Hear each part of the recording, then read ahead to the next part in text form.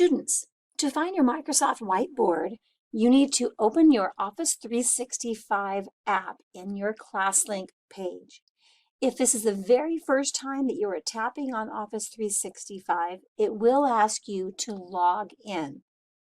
Your login information is your full district email for your username and your network password that you use so frequently for your password.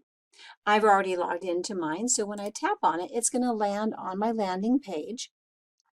And on my landing page, I see several little tiles, and each of these tiles would take me to an app. You can see right now I have the Whiteboard app, but I had to add that. That wasn't there automatically. For you to add it and provide yourself with easy access to the Microsoft Whiteboard, click on the little tile that says All Apps. And when you do, it will open up a screen just like this. Everything is arranged alphabetically, each of these apps is. And if I click on Whiteboard, it will do two things. It will add this tile to my landing page, which you just saw, and it will also open up the Microsoft Whiteboard.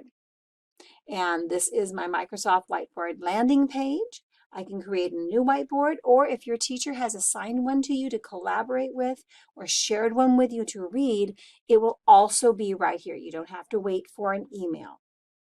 Thank you for watching.